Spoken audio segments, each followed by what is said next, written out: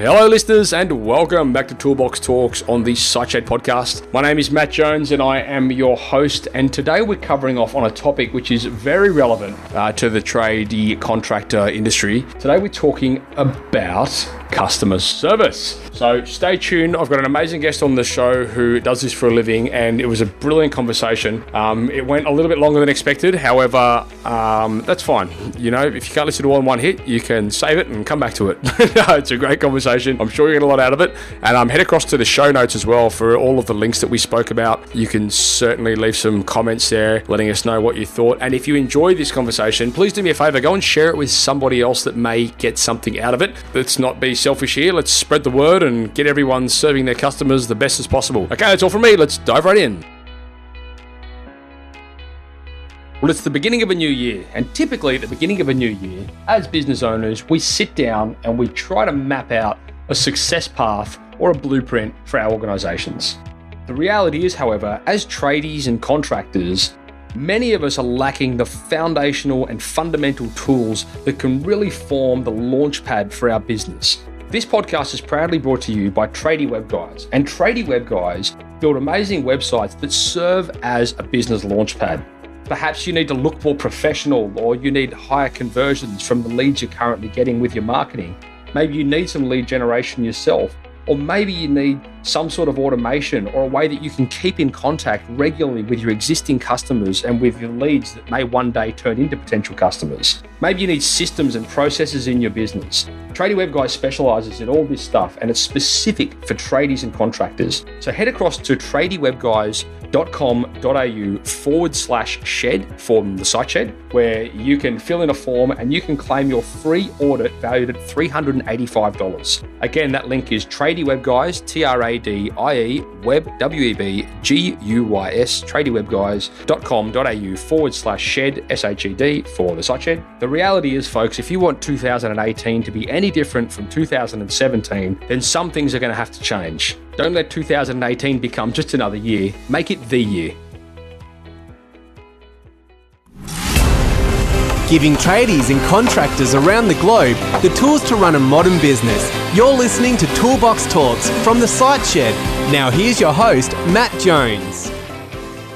Randy Bussey, welcome to the SiteShed. Well, thank you, Matt. I'm excited to be here. All the way from Long Island. Long Island, New York, where we talk funny. I'm sure there'd be a lot of our listeners out there that would think that I'm the one that speaks funny, but anyway, we'll let them be the judge of that. That's right. So we're talking customer service today, Randy. This is a topic, of course, which is very close to our audience, being tradespeople, contractors, etc. They spend a lot of time in front of people, and I want to thank you for your time today and sharing a bit of your expertise in this field with us.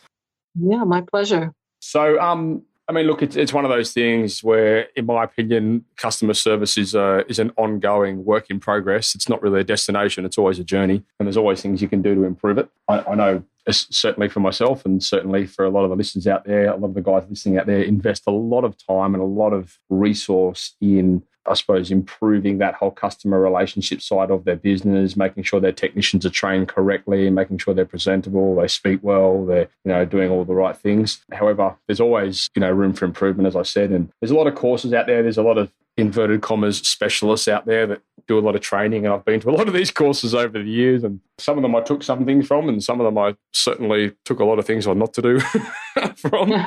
So it's going to be good to have this conversation, because we haven't really covered anything on the whole customer service side of things in depth before. So I think the listeners out there are going to enjoy that.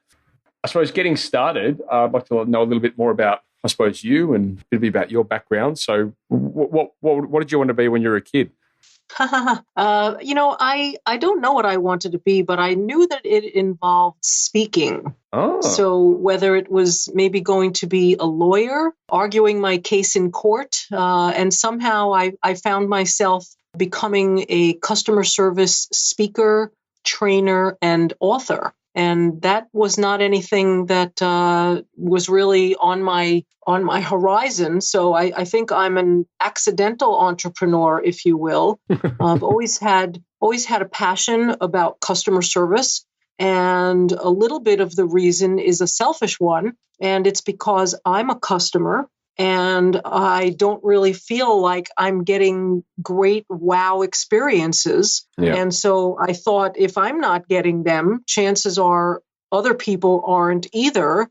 And why don't I help, business owners and their employees, understand what it is that customers want, and then help them to deliver the kind of experience that is going to make the customers say, wow. Yeah. So I hate to disappoint you, Randy, but if you ever came to Australia, have you been to Australia? I have not. Yeah, you'll be quite probably disappointed in the lack of customer service, even at the level of things like hospitality. I've spent a lot of time in North America in my time over the years, and the customer service over there is certainly on point. And I don't know if that's largely due to the gratuity tipping factor that goes on there, especially in the hospitality industry. But I'm forever amazed when we go for dinner and go out to cafes and bars and things in Sydney here, just how hard it is to find somewhere that has good customer service unless a North American's serving you. Well, that's kind of a shame, but I guess that sounds like a huge opportunity for me to come to Australia and there you go, help raise the bar on the experience. So maybe some of your listeners will be inspired to bring me over and help them. Absolutely. So, I mean, look, you've got a bit of a background in corporate communications. Tell me a little bit about your transition into Work Dev Group, and then we'll dive a little bit into your book as well. There's some principles out of that I'd like to have a chat about as well. Sure. So I spent many years at a large telecom company here in New York. Started out as a representative, then became a team leader and a manager and a trainer and a coach, and was all about helping employees be the best that they could be. Mm-hmm. And, I look at employees like a piece of clay. And, all you want to do is get to the clay and shape it and mold it and turn it into something. And, often my hands were tied by corporate bureaucracy of meetings and reports and things like that I really wasn't able to massage, if you will, the employees and, hone their skills.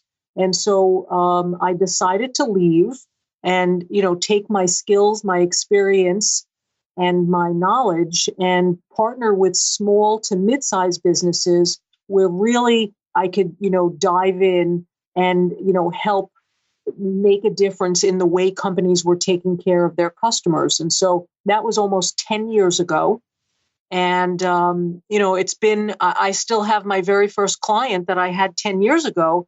And not because they're not learning and getting better, but because they're growing. And every time they hire new people, they call me in to come in and, train them on the workforce development group way of taking care of customers. Yeah, cool. We put a lot of emphasis at the site shed on trying to communicate to business owners the importance of implementing systems and procedures that can take a lot of that repetitive, ongoing training and sort of put it in a format which facilitates growth. So, taking something and systemizing it. This is how we do ABC. This is how we do blah, blah, blah. This is how we speak to customers. This is how we take phone calls, all that kind of thing. Mm-hmm. Do you do, I'm imagining you do a lot in that space as well, right? Absolutely. And so, we're all about the techniques and the way we handle calls, the way we deal with customers face to face, the way we take care of complaints. However, I think more important than the specific skills that are needed, I think what's most important is the right mindset. Yeah. And what I mean by that is, think about if you are the owner of a company. What's your thought as the owner of the company? What are your priorities? What are you looking to achieve as the owner of the company? In what regard? I think about a lot of things. In terms of growing your business, in terms of increasing revenue. Yep. I'd like to think that you're all about the customers. Yeah. Well, I mean, when it comes to, I suppose, growing the business, the first thing that I think of is systems and how to scale it. When we're talking about like satisfaction and that kind of thing, it's always about the customer. So how can we make that journey as smooth as possible? Actually, on my whiteboard right behind me, I've just turned around and looked at it. I've got written on here, create an amazing experience. So that's kind of like something that I try and live by. And so, Matt, as the owner of your business, correct me if I'm wrong, but I would imagine that you want your customers to be happy. You want your customers to utilize your services again, and you want your customers to refer you to other customers. Correct. Okay. So that, that's about, as the owner of the business, that's what you want. You got into business to earn customers. Then you want to keep the customers. Then you want to have your customers help you grow your business by referring you to other people who had such a great experience with you that they want to share you with others. So, Randy, this is such a relevant topic at the moment, especially with my listeners, and they're probably sick of hearing me talk about this, but it's been so significant that of late I've actually even decided to create a bit of a product around this for the benefit of our customers, which is basically a way to help them keep in contact with their customers and keep engaged with them throughout the periods where those customers may not necessarily need their services as such, but there's a way they can constantly be adding value and constantly, just helping them along the way without having to force sales down their throat. And as tradespeople and servicemen, it's so often the case that we run a digital agency, websites and marketing and that kind of stuff. And, we get phone calls every other day from companies saying, I need more leads.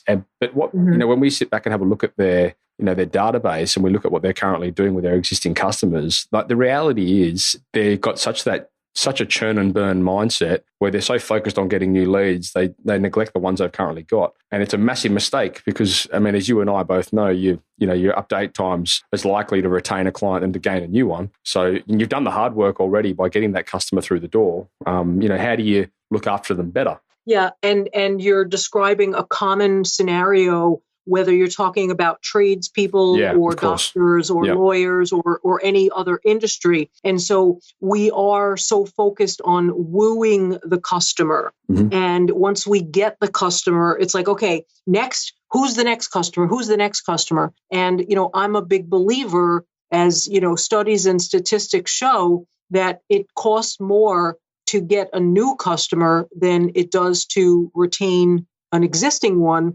And as I alluded to earlier, if you delight your customers to the point where they're like, wow, I can't believe they just did that, or wow, I wasn't expecting that, I promise you that your customers are going to be talking about you and they're going to be sharing the experience, and people are going to be like, oh my God, what's the name of that company? Because I want to have my socks knocked off also. Yep. Okay. Well, look, while we're talking about, I suppose, that process, how do you go about building a system behind it so that it's consistent?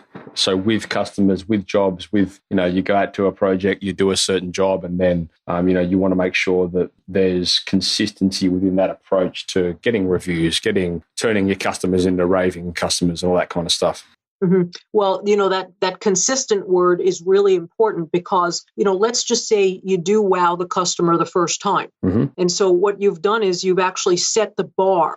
And so that's what the customer is going to expect the next time and the next time and the next time. And if we don't deliver the same or a better experience the next time and the next time, you're probably not going to get a next time.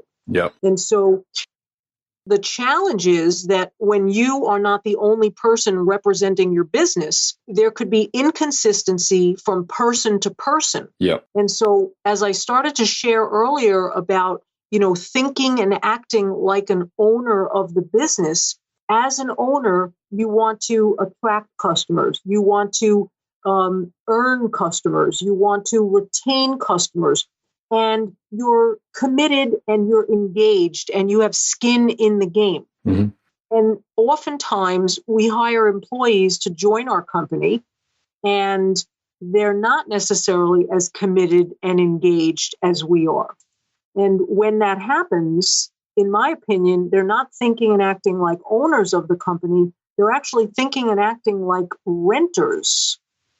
And if you can imagine, the mindset of a renter, well, you know what? I don't care if the customer becomes a customer. I don't care if they stay a customer. oh, look, it's 4:45 and, I'm getting ready to go home right now. So I don't care that I didn't finish my work. Yeah. So does this kind of tie in, Randy, to that whole mindset of hiring people with, the right attitude over, the super qualified person and that whole kind of thing that we've heard about millions of times? Yeah, and you need to listen to that because I think that we get enamored with somebody who has 8 years of plumbing or 25 years of framing, and we think, oh my God, this person must be great. But just because they've been doing something for X number of years doesn't mean, number one, that the craftsmanship itself is good, or the attitude and the mindset of the person is as good, if not better, than the actual workmanship. And so I'd rather take somebody who is green and wet behind the ears, but is eager and engaged and committed and wants to help grow and, really make a difference. I'll take, that person any day over somebody that's got experience who's got one foot out the door.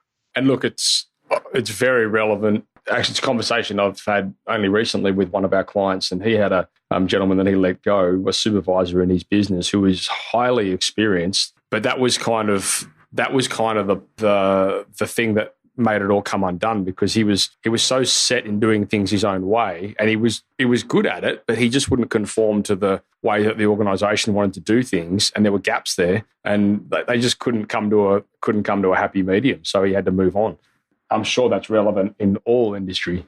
Yeah, and there definitely needs to be alignment. Yeah. And it starts at the top of the organization. Yeah. And, when you think about if you're the owner of the company, you've got actually two sets of customers. You've got the customers that are willing to pay you money for whatever product or service that you offer.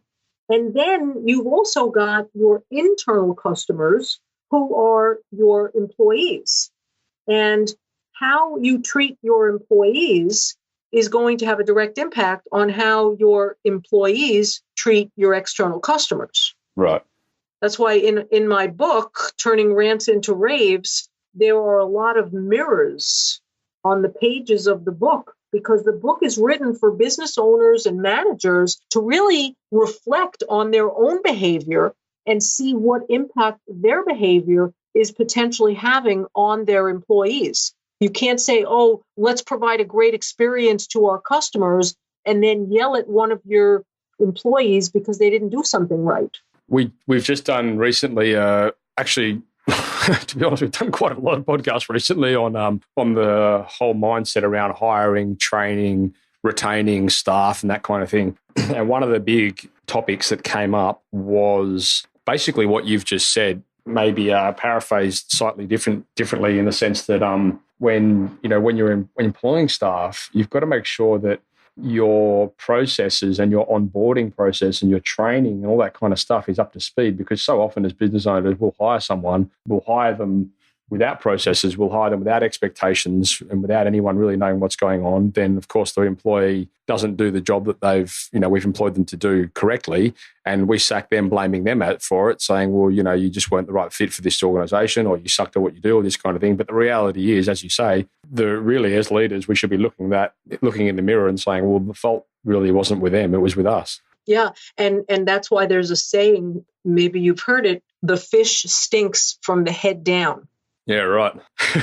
And so, who's at the top and what they're spouting, what they're sharing is going to have an impact on, what happens on the front line with our employees and our customers. And you mentioned, a couple of things. You mentioned expectations. And so, are we sharing with our employees not only the technical expectations that you will, solder a pipe like this, you will nail something in like this, but really, this is how we handle our customers. This is what we say when a customer says, I'm not happy. We need to set the expectations, and also we need to spend time educating our employees on what the actual value of a customer is.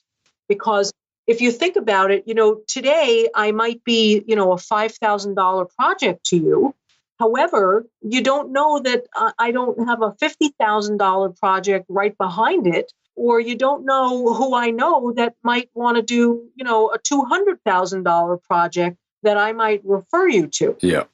And I think as well, I know my friend and colleague out of BC in Canada there, Danny Kerr, he was saying on one of the podcasts, he likes to communicate with staff and know, at the cost of running business, because it's so easy sometimes as an employee, to go to a job where, you send an invoice for $1,000 and, you're only getting paid, a couple of hundred of it, if that sort of thing.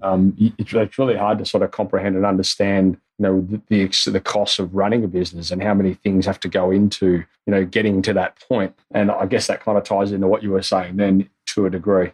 Yeah, because, you don't think about many companies are spending money on advertising to make the phone ring. And so just because the phone rings doesn't mean there's a customer who's going to do business with us. So it costs money every time the phone rings. Right. And, if we take that $5,000 project, let's just say the call comes into, somebody's office, somebody's company, and the call isn't handled very well.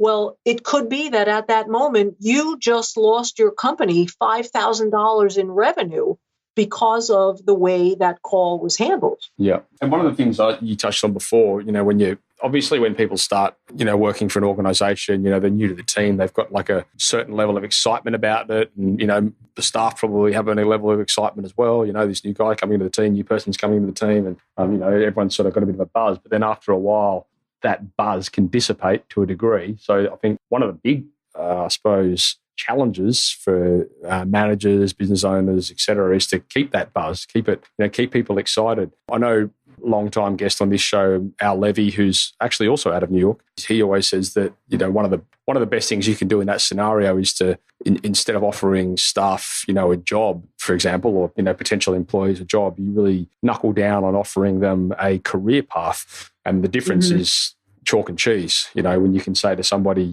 here's a job, start tomorrow if you show me your plumbing license. Whereas, if you can really dictate to them an outlay where they could be in 5-10 years and help them, with a roadmap to help them to get there, that's a huge difference. I couldn't agree more. And you also, my philosophy is that you don't have to be the owner to be thinking and acting like an owner. And right. So if you look at this as a career, you will be thinking about the future. You'll be thinking about your own future with the organization, and you'll be thinking about the fact that you want the organization to continue to grow so that you can be a part of it going forward.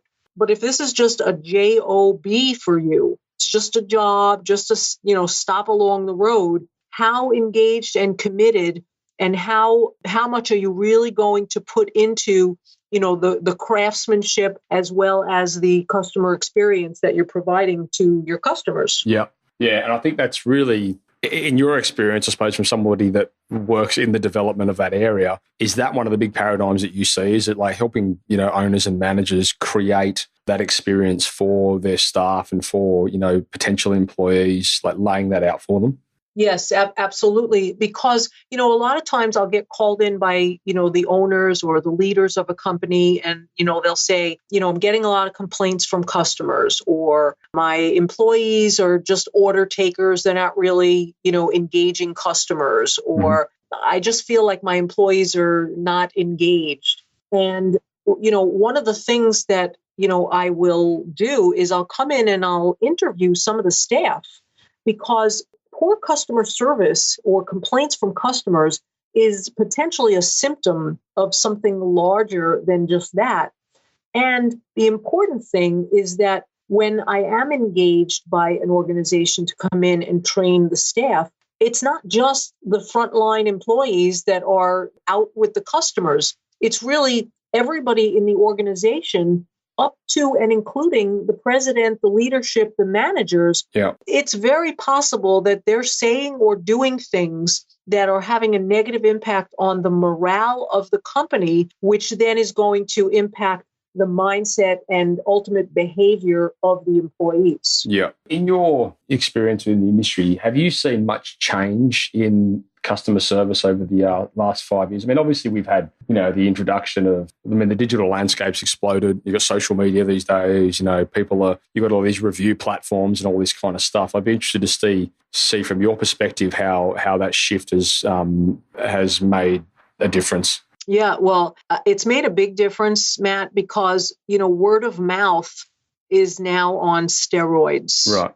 And so, with a click of a mouse, we're able to share our experiences, both good and bad, with millions, literally millions of people, depending upon what our reach is, depending upon, if a story is, worthy enough to go viral.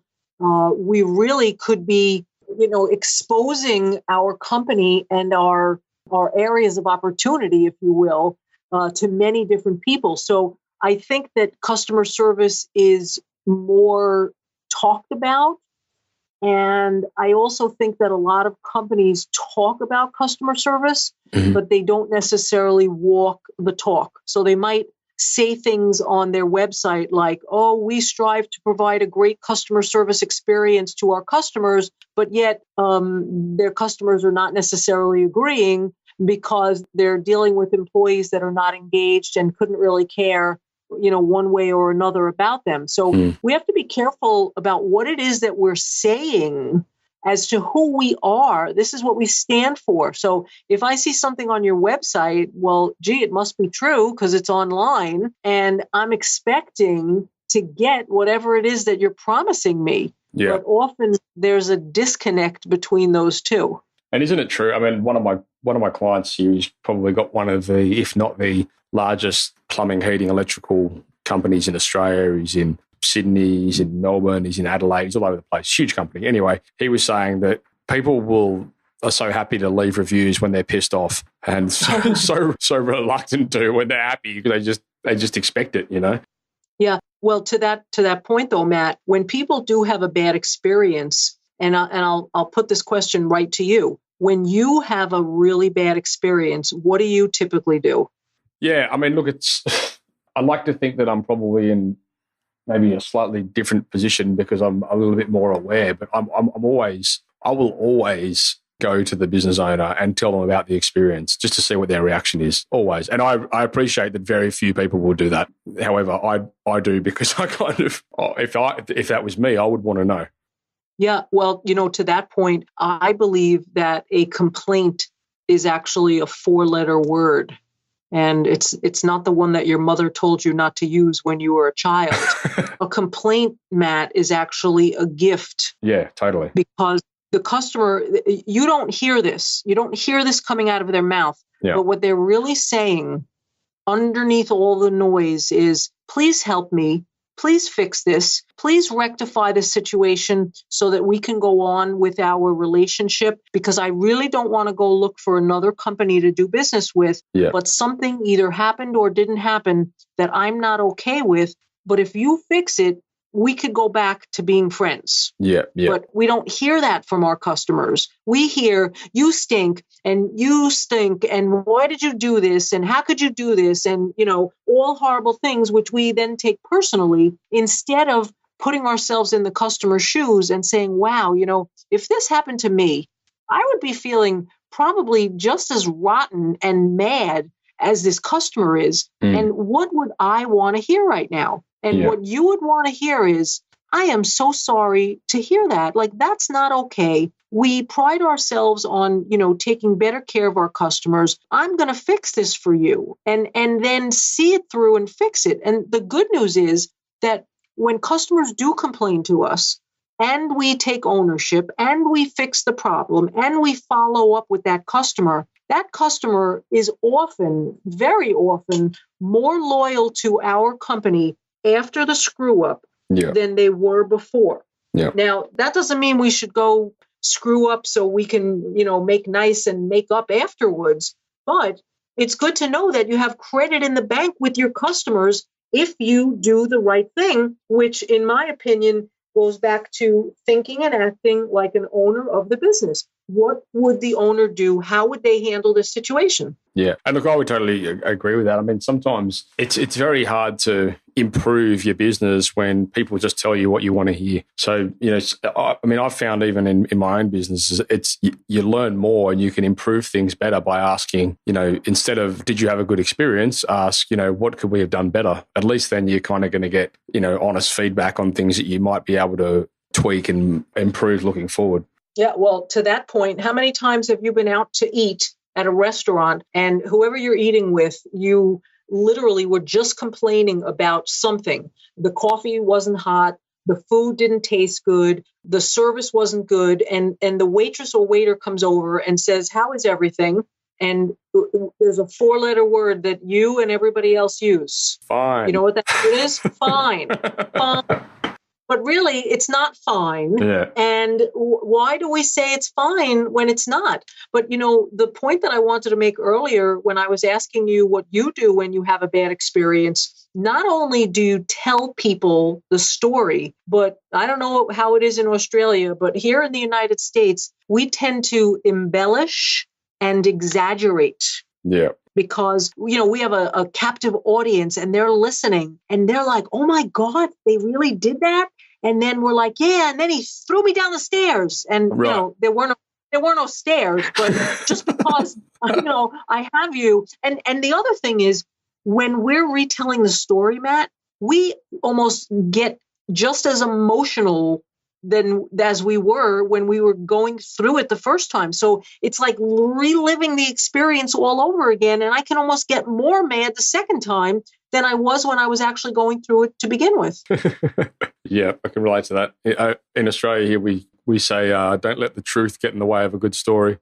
That's good. So moving on a little bit, Randy, I wanted to talk a bit about a couple of things. So first of all, there's a framework that that your book basically is built on. So there's 5 key areas there. You've got think like an owner, build a relationship, remove roadblocks, walk in your customer's shoes, and capture your customer's heart. And I'd just like to, I suppose, figure out how you and your co-author Carol came about that specific framework, and then how it's, I suppose, how you've broken it down within the book.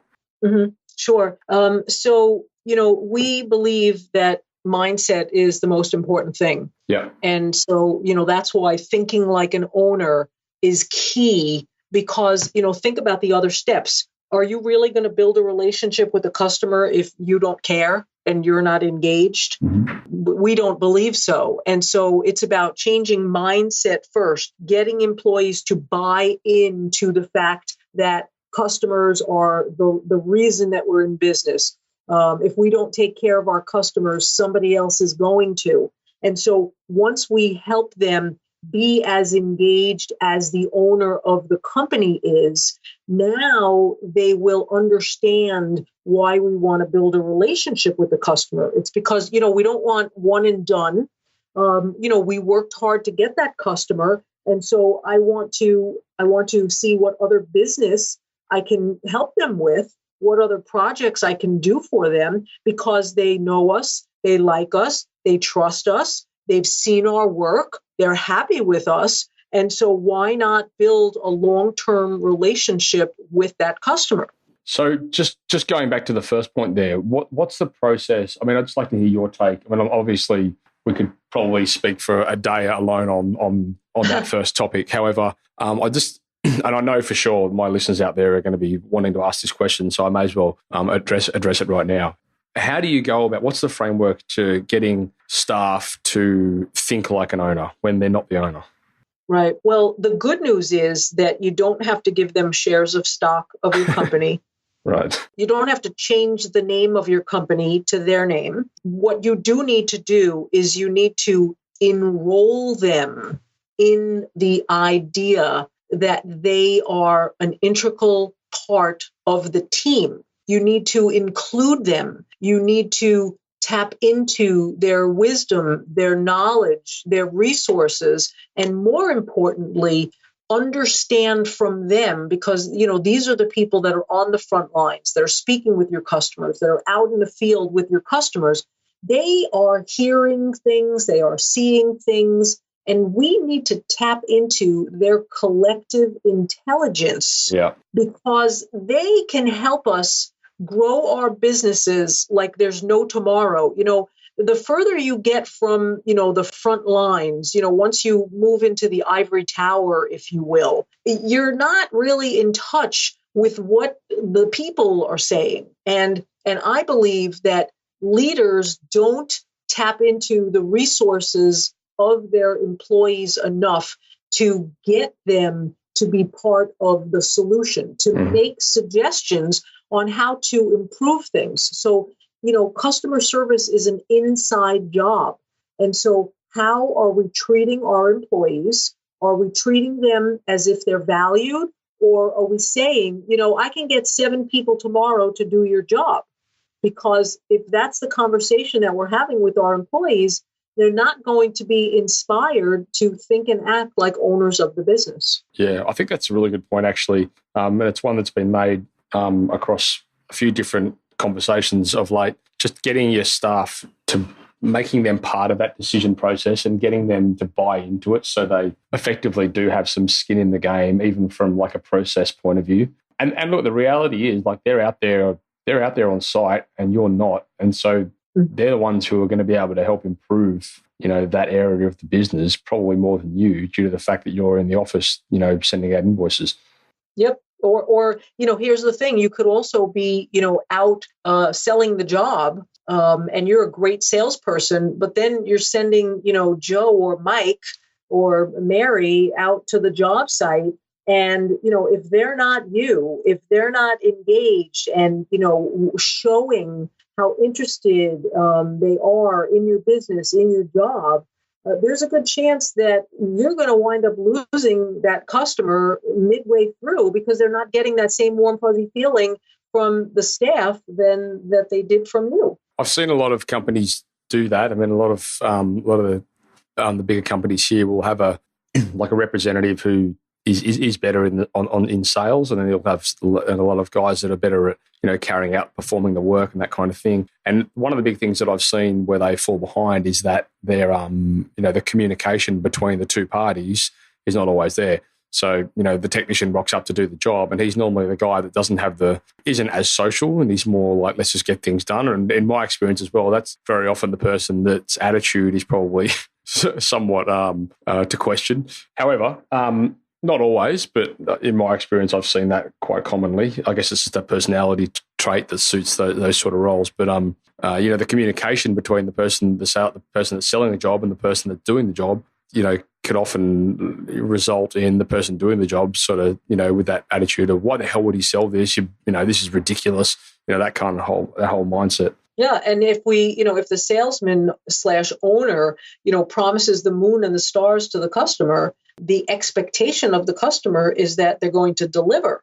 And, if that is not shared, right, we talked about sharing expectations with our employees. If that is not shared, that could be a problem. I have a client who is in the home remodeling business, and he's gotten complaints from homeowners that job sites were left in shambles with garbage all over the place. And, if this was a job that was going on at your house, would you be okay with garbage being left all over the place? Yeah. And the answer is no. But if you're not thinking like an owner, you're just not going to care. You're not going to put your everything into it. Yeah. Because again, this is just a paycheck, and, tomorrow is just another day in paradise. Yeah. And I guess as well, that does come down to a lot the way that the staff are trained, and, in a lot of cases. I mean, obviously what's common sense to you is not common sense to a lot of people. And trust me, I go to a lot of my friends' places and I think, oh my God, does your vacuum cleaner work kind of thing. So I think it does come down a lot to leadership and, getting people to follow the processes the way that your organisation wants to, you want them to perform those tasks. And then that, of course, stems, as you say, right up to the head of the fish. Yep, without a doubt. And so, again, take a look at yourself in the mirror.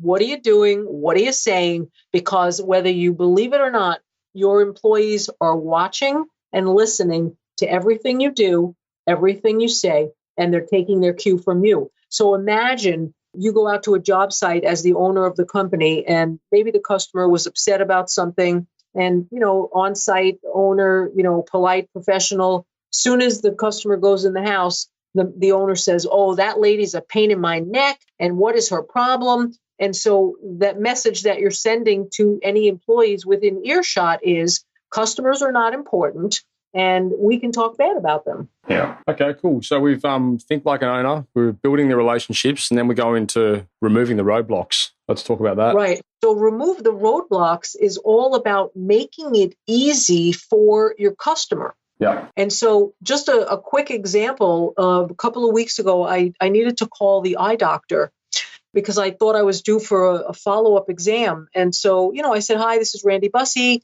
Can you tell me when I was last in to see the doctor? And the woman on the phone said, no. And I'm like, excuse me? And she said, well, our computers are down. You'll have to call back. And I said, well, can you call me back when the computers are up?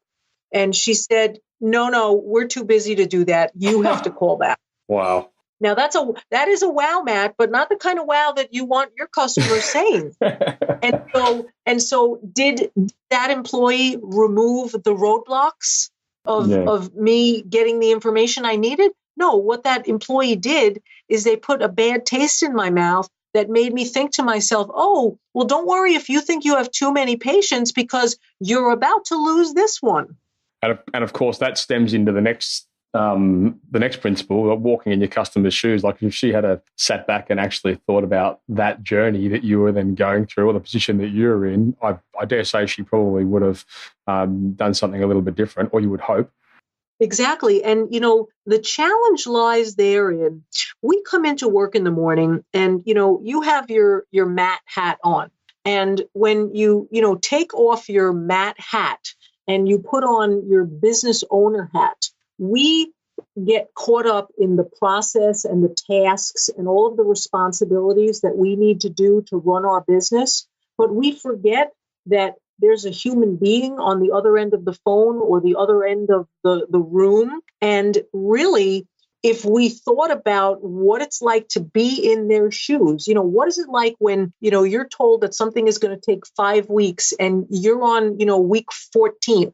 Like, are you happy? No, you're not. Do you want empathy? Yes, you do. But if you're not walking in your customer's shoes because all you have on is your company hat and you don't have on your mat hat, well, there's going to be a big disconnect in you making that customer feel heard and validating what they're saying. So if you can't walk in their shoes, you're out of touch. You're out of touch. Do you think, Randy, that I'm guessing that, well, I mean, I don't know, but I would assume that in a lot of the stuff that you teach and a lot of your processes, you spend a bit of time on personality profiling, helping people understand their personalities and the different type of personalities and that kind of thing? Yes, but not too much. And I'll tell you why. Because one of the very first exercises I do when I meet a group of employees for the first time is I ask them to take off their, ABC company hat. And so, you're just Mike, you're just Sue, you're just Tom. Let's talk about your personal experiences when you're a customer. Mm-hmm. So tell me about a really great experience that you had. And so inevitably somebody will say, oh, I went to go buy a car and the salesperson did this and they were so friendly and patient and understanding. And by the end of, 5 different people sharing their experiences, I've written on the board all of these characteristics of a great customer service experience. They used my name. They did what they said they were going to do. They personalized the experience. They followed up. They knew what they were talking about. They listened to me. They proactively communicated with me. And so by painting a picture literally of what you, an employee, want when you're a customer, really what that's doing is it's getting you emotionally connected to how you feel when you get a great experience so that we can talk about, okay, so now we know you want X, Y, and Z. Well, what do you think your customers want when they're doing business with you? And, I tell the employees, I had an opportunity to speak with some of your customers. And I asked them, when you're dealing with this company, what do you want?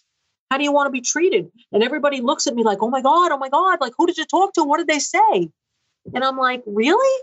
Because the very thing that you want when you're a customer is the exact same thing that your customer wants. But again, we get so caught up in the job, the task, the responsibilities that we forget about the listening. We forget about the connecting. We forget about the following up. Yeah. And so, that's not a personality. That's just, do unto others as you want done to you. That's the golden rule.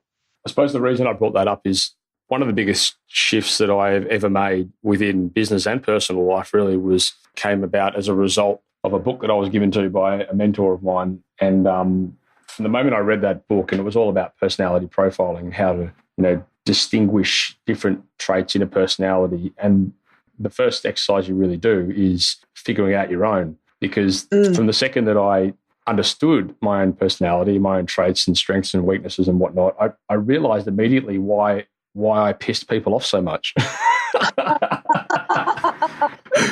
That's great. I think it's a really important exercise for everybody to do. And I actually did an entire podcast on this going back probably, a year, 18 months ago. But it was such an important exercise for me. I used to buy that book by the case and give it out to people because it was so important. It was so powerful. And it really helped me. It helped me with a number of things. First of all, it helped me communicate with people that are of different personalities and have different interests and respond to different things. And then it also enabled me to tone down my own personality, because especially in things like, reacting instead of responding. I mean, I'm very prone to reacting to scenarios which I'm not in favor of.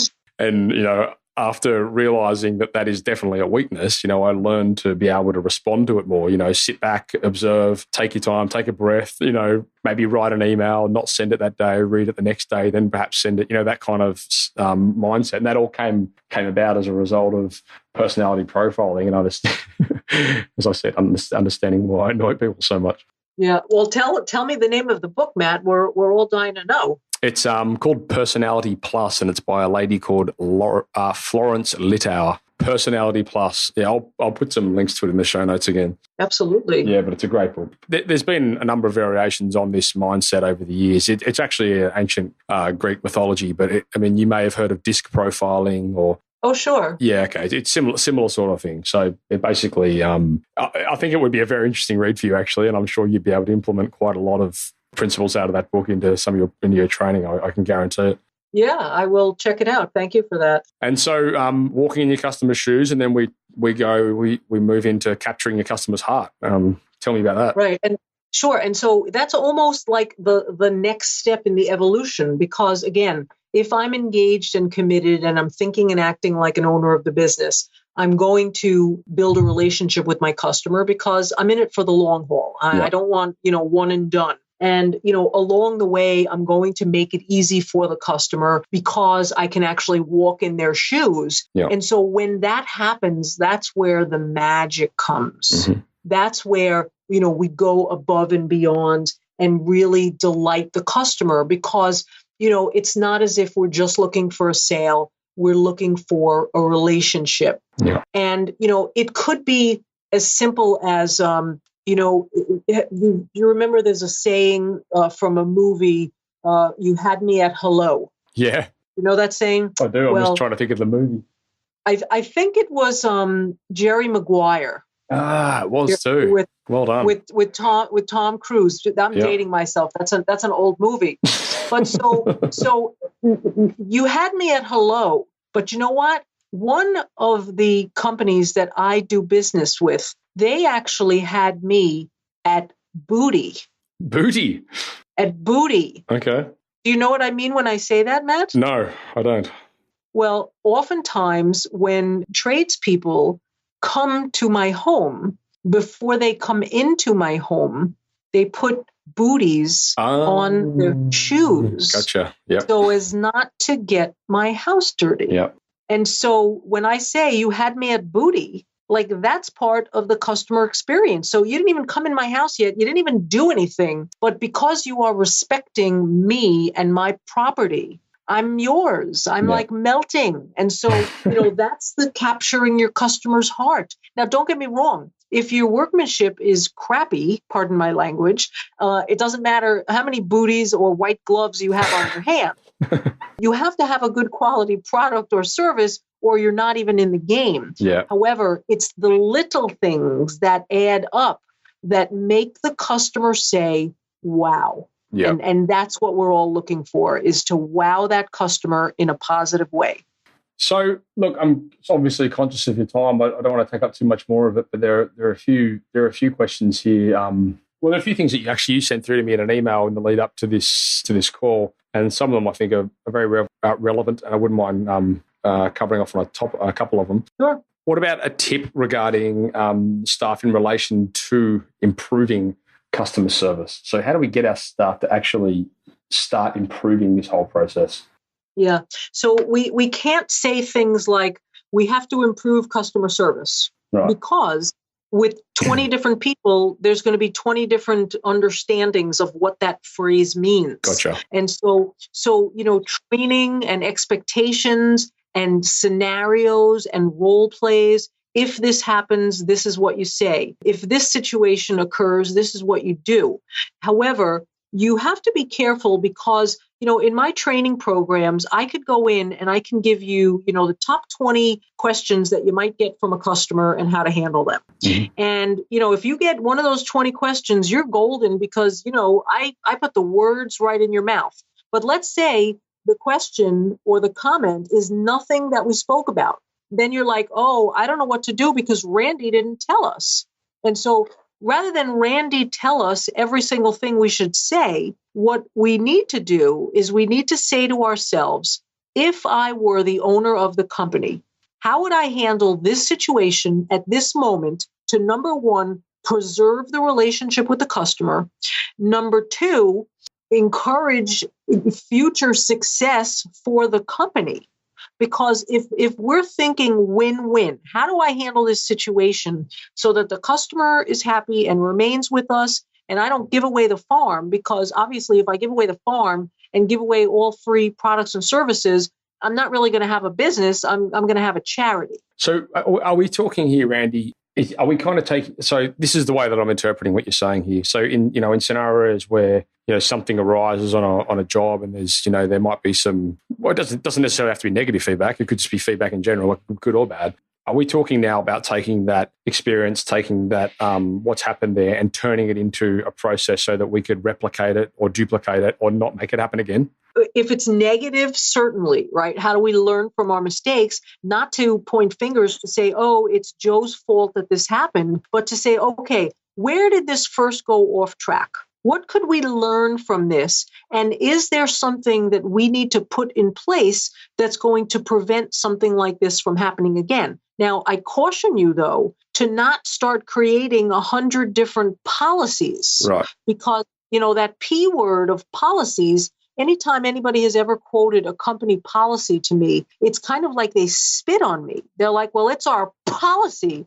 And I'm like, whoa, back it up. Policies are designed to protect the company from the customer. And, we need to be thinking about how to serve the customer, not protect ourselves from that customer. So what I'm really talking about, Matt, is empowering your employees. So if a situation comes up and let's say a customer is complaining about something and they want a credit or they want some sort of adjustment, the employee is probably going to say, well, I'm not able to do that. I'll have to speak with my boss. And so, the employee will go to the boss and say, well, how should I handle this? And the smart boss will say, well, what do you think we should do? Right. How do you think we should handle it? And, hopefully, if the employee is, aligned with, the goals of the company, they're going to say, oh, I would do A, B, and C. And so if that happens, the leader then needs to say, you know what? Absolutely, that's how I'd handle it. So going forward, if this situation happens again, you don't need to come to me because I trust that you know the right thing to do. Now, if that employee, says something that's like XYZ, then what you want to do is say, I can understand, how you might think that. However, I'm thinking it's going to be more like ABC, and you're going to want to do a little bit more coaching. Yeah. The problem exists, Matt, in that when employees come to us and ask us things, we're very quick to tell them the answer. Yeah. And when we tell them the answer, we are teaching them to come to us in the future to tell them the answer. And then they'll never be empowered. And you will spend all day answering questions from your employees because you've enabled them to come to you for every little thing. Yeah, I totally agree with that. I'm curious though, Randy, why you wouldn't have a similar framework around positive feedback. I mean, why would you not want to, have the same discussion with the team, with the individual and the team around what they've done right, so that other people can learn from it? Yes, and here's the caveat with that. We're very good at saying, "Hey, Joe, great job," but I don't know what great job means. Joe is like, "Well, what was great?" But if you say, "Hey, Joe, I really appreciate the fact that you brought the customers' garbage cans in from the street before you went downstairs to their basement." Well, now you've just given Joe some positive, specific feedback. So the next time Joe pulls up to some customer's house and there's garbage cans out front, there's a good chance that he's going to go and pick them up and bring them to the house. But if you say, "Great job, Joe," Joe has no idea what you're talking about. So yes, we need to reinforce positive behavior with specifics. Yeah, gotcha. Okay. And I suppose that's the same. I mean, you need to be specific regardless, right? I mean, you can't say, "Hey, you did a really bad job there," and then walk away. I mean, it's always got to be because of blah, blah, blah. Yes. And when we're having the conversation about the negative behavior, we need to ask questions rather than tell. Right. Because if I say, "Mike, you sounded really rude on the phone," well, you know what? Mike is going to get his back up. Mike is going to get defensive, and it's not going to be a very productive conversation. However, if we say to Mike, "What was the customer's mindset when they called in?" "Oh, well, they were really upset." "And how did you respond when they were really upset, Mike?" Mike is going to be like, "Oh, I probably wasn't very empathetic about their feelings." And so what happens at that moment, Mike just figured out on his own that he didn't handle the conversation properly, but you as the owner or manager didn't have to go, "Nah, nah, nah, nah, nah," and make it like you were wrong, because he figured it out on his own because you asked him questions you didn't tell him. And we as leaders, we like to tell. Stop it. Stop telling. Like, last question, and this is the last question that you sent through to me actually, was, how can you create a culture that inspires providing an outstanding service? Well, so again, take a look in the mirror. Yeah. So as a leader, what are you doing? Are you walking the talk? Yeah. You can't say one thing and do another. Your employees are your first customers. How you treat them, how valued they feel. Now, mind you, I'm not saying how much money you pay them, because let's assume it goes without saying that you're paying them a fair wage. But if you ask employees what they want from work, or what is their number one motivator, you're going to be very hard pressed to find somebody who's going to say money.